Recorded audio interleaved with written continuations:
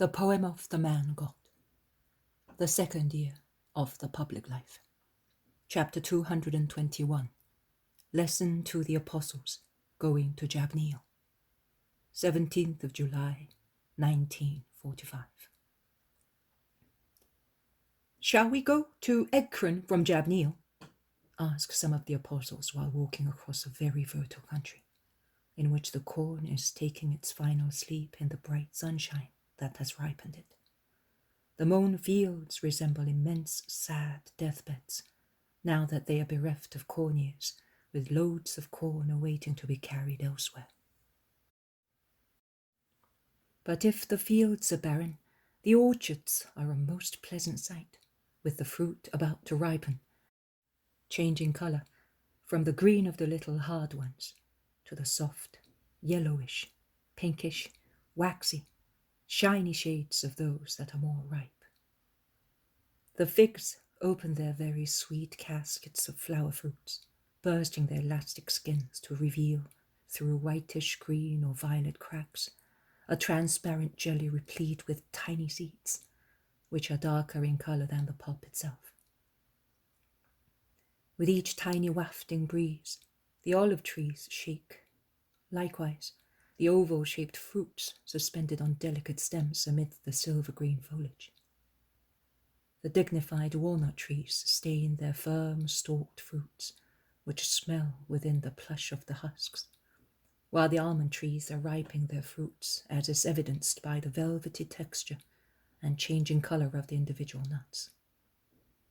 Grapes, in general, are swelling, while a few bunches, favourably placed, try to show the topaz or ruby of maturity. Day by day, the cacti on the plain or lower hillsides are becoming a brighter sight, with magnificent coloration on the seed clusters, contained within and held skywards, and ripened within the protection of the strong thorny leaves. Isolated palm trees and thick carob trees remind one of nearby Africa, and while the former click the castanets of their hard, fan-shaped leaves, the latter have dressed themselves in dark enamel and are standing haughtily stiff on their lovely foliage. Tall, agile goats, both white and black, all with long, curved horns and soft, keen eyes, feed on cacti and attack fleshy agaves, those huge brushes with hard, thick leaves, which, like open artichokes, shoot up from the centre of their hearts, their gigantic seven-branched stalk, resembling a cathedral candelabrum, with its sweet-smelling yellow-red flower blazing on top. Africa and Europe have come together to cover the ground with most beautiful vegetation, and as soon as the apostolic group leaves the plain to take a path that climbs up the hill, literally covered with vineyards on the side facing the sea, a rocky, calcareous slope where the grapes must be of immense value and their juice changes into julep. There appears the sea, my sea, the sea of John, the sea of God. It appears draped in its immense blue silk creep, and it speaks of distances, of infinity, of power, while it sings with the sky and the sun, the trio of the creating glories. And the plain stretches out in its full undulated beauty, with simulations of hills only a few feet high, adjoining flat areas with golden dunes stretching as far as towns and villages on the sea, white spots on the blue sea. How beautiful! How beautiful! Whispers John ecstatically. My lord, the sea is the life of that boy. You must destine him for the sea. He seems to be seeing his pride when he sees the sea, says Peter, who does not discriminate much between sea and lake, and he smiles kind-heartedly. He is already destined, Simon. You are all destined. Oh God, and where are you sending me? Oh, you. Tell me, be good. To a place which is greater than your town and mine and Magdala and Tiberias all put together. I will get lost. Do not be afraid. You will look like an ant on a large skeleton. But going to and fro untiringly, you will bring the skeleton back to life. I don't understand that at all. Tell me more clearly. You will understand. You certainly will. And Jesus smiles. And what about me? And me?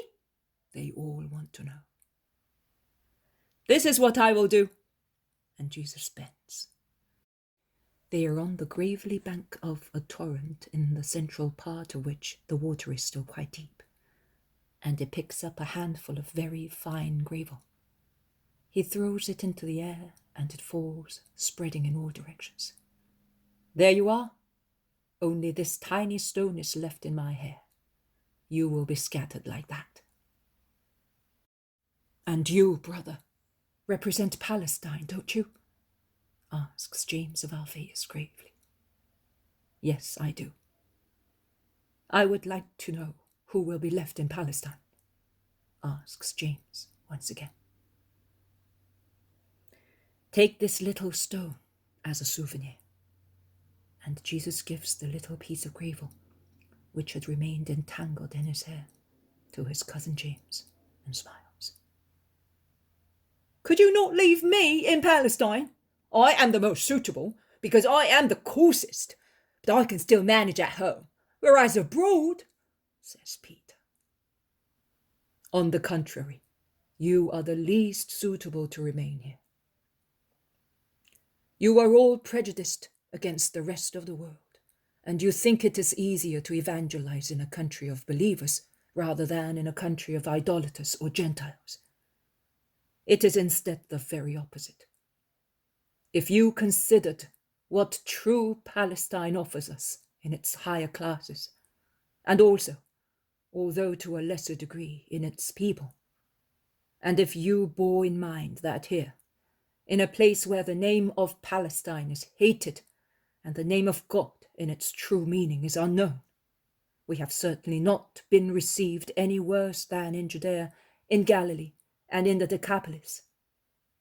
Your prejudices would vanish, and you would realize that I am right when I say that it is easier to convince ignorant people of the true God than those of the people of God, who are subtly guilty idolaters and proudly believe they are perfect and wish to remain as they are. How many gems, how many pearls I see where you can see land and sea only. The land of the multitudes which are not Palestine. The sea of mankind which is not Palestine, and which, as sea, desires only to receive searchers to give them those pearls, and as land, to be searched to allow those gems to be taken. There are treasures everywhere, but they are to be looked for. Every clod of earth may conceal a treasure and nourish a seed. Every depth may hide a pearl. What? Would you perhaps expect the sea to make havoc in its depths, by means of furious storms, to detach pearl oysters from their beds and open them by the striking power of billows, and thus offer them on the shore to lazy people who do not want to work? To cowards who do not want to run risks? Would you expect the earth to make trees out of grains of sand and give you fruit without any seed? No, my dear. Fatigue, work, courage are required, and above all, no prejudices. You, I know, disapprove, some more, some less, of this journey among the Philistines.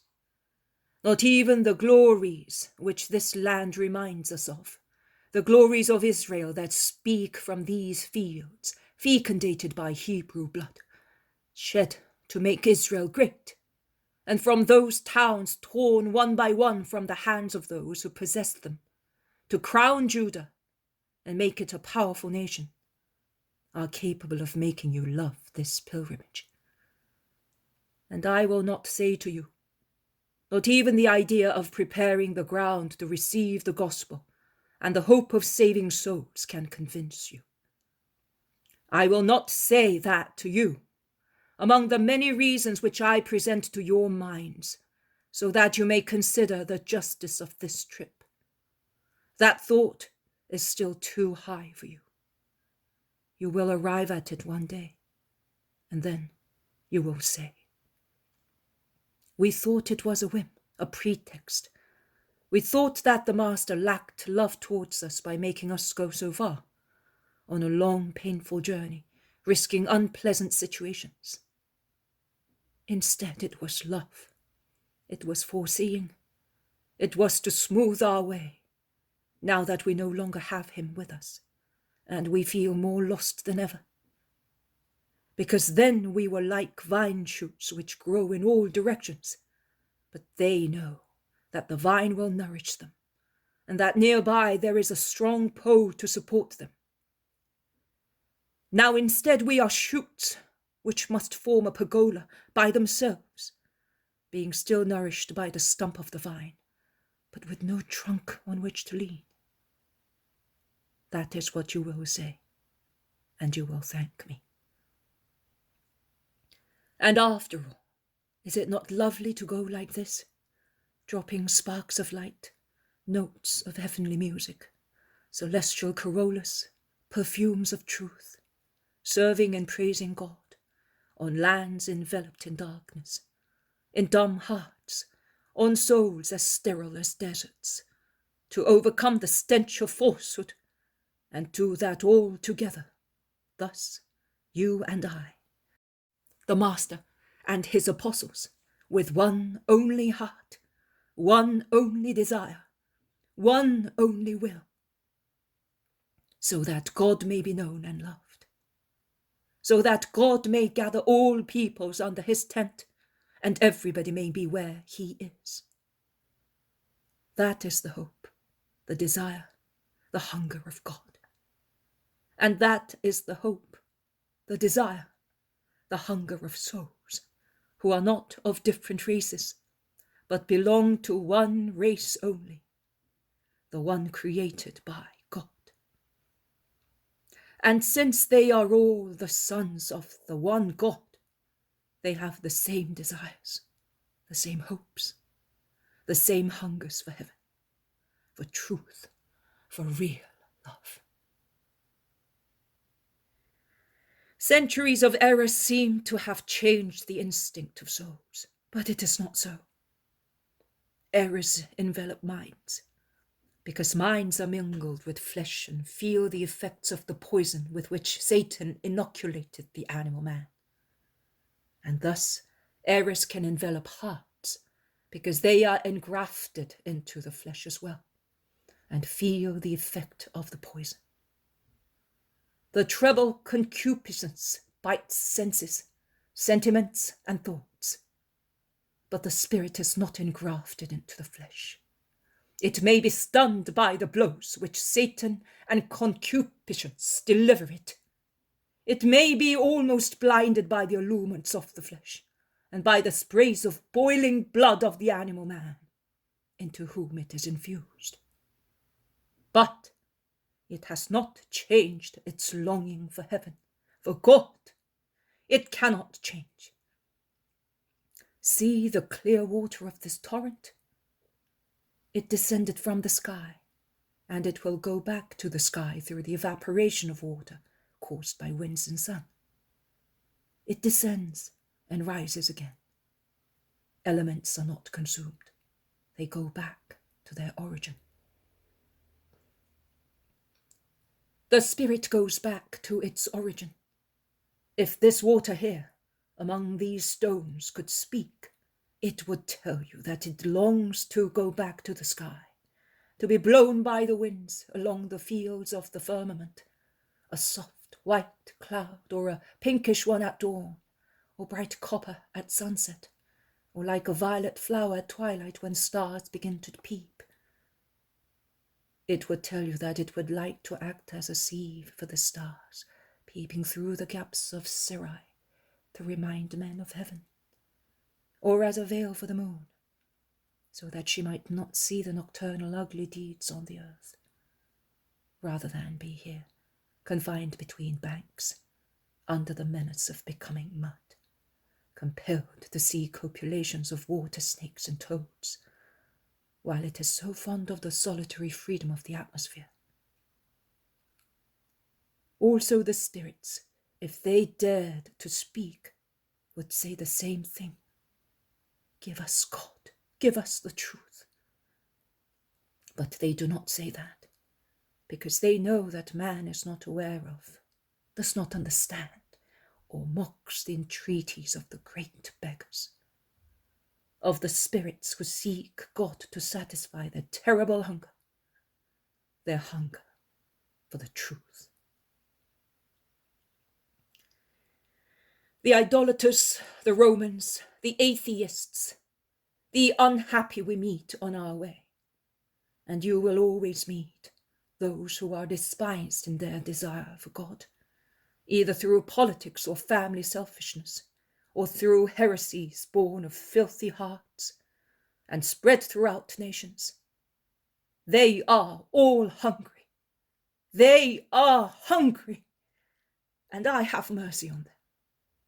And should I not have mercy on them, being he who I am?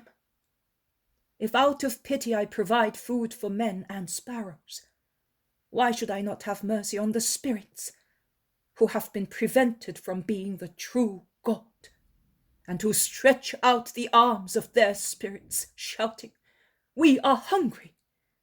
Do you think that they are wicked or savages or unable to go as far as love God's religion and God himself? You are wrong.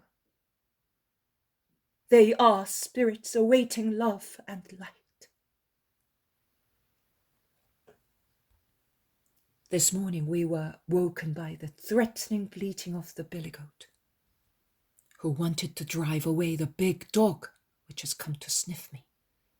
And you laughed, seeing how the ram pointed its horns threateningly, after tearing the little rope by which it was tied to the tree under which we slept, and with one bound it placed itself between me and the dog, without considering that it might have been attacked and slaughtered by the Molossian hound in the uneven struggle to defend me. Likewise, the peoples who seem wild rams to you will go as far as to courageously defend the faith of Christ, once they have learned that Christ is love, inviting them to follow him. He invites them. He does. And you must help them to come. Listen to a parable. A man got married, and his wife bore him many sons. But one of them was born deformed in his body, and seemed to be of a different race. The man considered him a dishonor, and did not love him, although the child was innocent. The boy was brought up amongst the lowest servants, and was thoroughly neglected, and thus he was considered an inferior being also by his brothers. His mother had died in giving birth to him, and consequently she could not mitigate his father's harshness, or stop the mockery of his brothers, or correct the wrong ideas conceived in the primitive minds of the child, a little wild beast unwillingly tolerated in the house of the beloved sons. And thus the boy became a man. His reason developed late, but finally reached maturity, and he understood that it was unfair for a son to be brought up in a stable, to be fed with a piece of bread and clothed with rags, without ever receiving a kiss, or being spoken to, or being invited to his father's house. And he suffered bitterly, and would lament in his den, "Father, Father!" He ate his bread, but there was still a great hunger in his heart. He covered himself with his clothes, but he felt bitter cold in his heart. Some animals and some pitiful people of the village were friendly to him, but his heart was full of solitude. Father, Father! The servants, his brothers, his fellow citizens heard him moan thus all the time, as if he were mad. And he was called the madman. At last, one of the servants dared to go to him, when he had become almost an animal, and said to him, "Why do you not throw yourself at the feet of your father?" "I would, but I dare not." "Why do you not come into the house?" "I am afraid." "But would you like to?" "Of course I would, because that is what I hunger for. Why, I feel cold, and I feel as if I were in a desert. But I do not know how to live in my father's house." The good servant then began to teach him, to make him look more decent, to relieve him of his terror of being unpleasant to his father, saying, "Your father would like to have you, but he does not know whether you love him. You always avoid him. Relieve your father of the remorse of dealing too severely with you, and of the grief of knowing that you are forlorn. Come, your brothers also will no longer laugh at you, because I told them of your grief." And the poor son one evening was guided by the good servant to his father's house, and he cried, "Father, I love you, let me come in." And his father, who was now old and was sadly pondering on his past and his eternal future, started at that voice and said, "My sorrow is subsiding at last, because in the voice of my deformed son I heard my own. And his love is the proof that he is blood of my blood and flesh of my flesh. Let him therefore come and take his place amongst his brothers, and blessed be the good servant who made my family complete by bringing the rejected son among all of the sons of his father."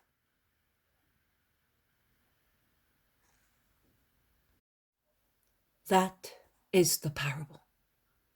But in applying it, you must bear in mind that the father of the spiritually deformed sons, that is, God, because schismatics, heretics, those who are separated, are spiritually deformed, was compelled to be severe by the voluntary deformities wanted by his sons.